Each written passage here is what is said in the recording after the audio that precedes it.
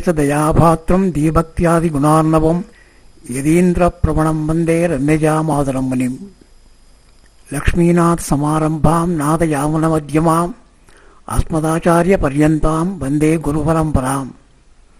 யோ நித்யமச்சுத பதாம்புஜ யுக்மருக்ம வியாமோகதஸ்திதிராணி தரணாயமேனே அஸ்மத்குரோர் பகவதோஸ்ய தயகசிந்தோ ராமானுஜஸ்ய சரணௌ சரணம் பிரபத்யே. இன்று ஒரு முக்கியமான நாள், ஸ்ரீ வைஷ்ணவ திருநாள், பங்குனி உத்திர திருநாள், பெருமாள் தாயார் சேர்த்தி திருநாள். முக்கியமாக திருவரங்கனும் ஸ்ரீரங்கநாச்சியாரும் தனித்தனியாக சன்னிதானத்தில் இருந்தாலும் இன்று சேர்த்தி திருநாளாக அழகிய மணவாளனும் தாயாரும் சேர்ந்து நமக்கு காட்சி கொடுத்து ஆசீர்வாதம் அருளும் நாள்.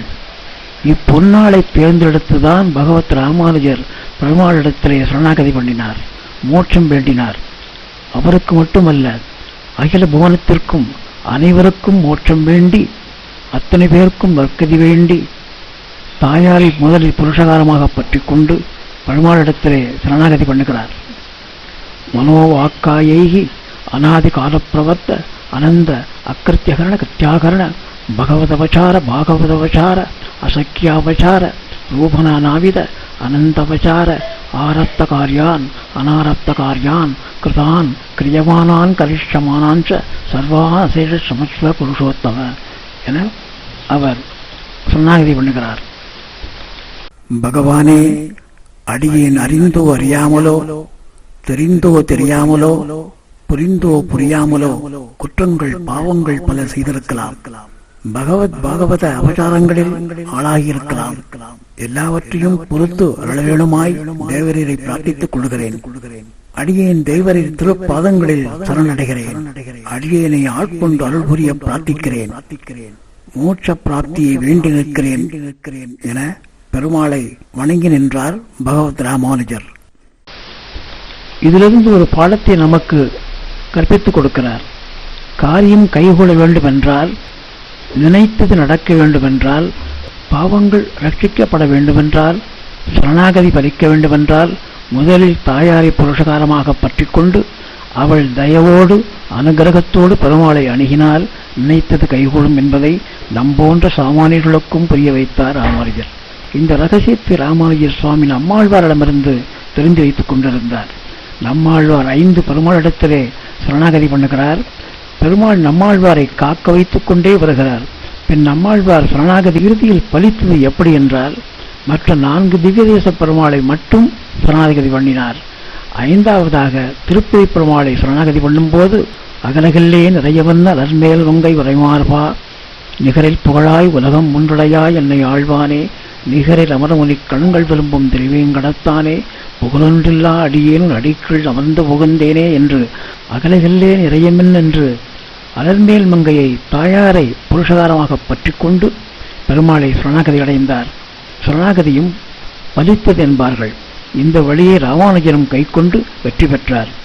தாயாரும் பெருமாளும் ஸ்ரீ ராமானுஜரை குளிர கடாட்சித்து லீலா விபூதிக்கும் நித்திய விபூதிக்கும் பாலமாக இருந்து சாமானிய மக்களையும் திருத்தி பணி கொள்ளும் பாக்கியத்தை ராமானுஜருக்கு கொடுத்து அளினார்கள். அத்தகைய பங்குனி திருநாள் ஸ்ரீரங்கத்தில் நடக்கும் வைபவத்தை இந்த வீடியோவில் நாம் அனுபவிக்கலாம். வாருங்கள். ஸ்ரீரங்க ராஜகோபுரம், மணவாள மாமனிகள் மற்றும் அண்ணன் சுவாமி திருமாளிகை, ஸ்ரீரங்கா கோபுர தரிசனம், கோவில் உட்பிரகார காட்சிகள், ராமானுஜர் சன்னதி, சக்கரத்தாழ்வார் சன்னதி, ரங்கமண்டபம் மற்றும் பெருமாள் வீதி புறப்பாடு, திவ்ய பிரபந்த கோஷ்டி மற்றும் வேத பாராயண கோஷ்டி, பெருமாள் தாயார் சேத்தி மண்டபம், சேத்தி மண்டபத்திலே பெருமாளும் தாயாரும் நமக்கு காட்சி கொடுக்கும் திருச்சேவை, அத்தனையும் இந்த வீடியோ மூலம் அனுபவித்து ஆனந்தமடைவோம். வாருங்கள். ஜெய் ஸ்ரீமன் நாராயணா.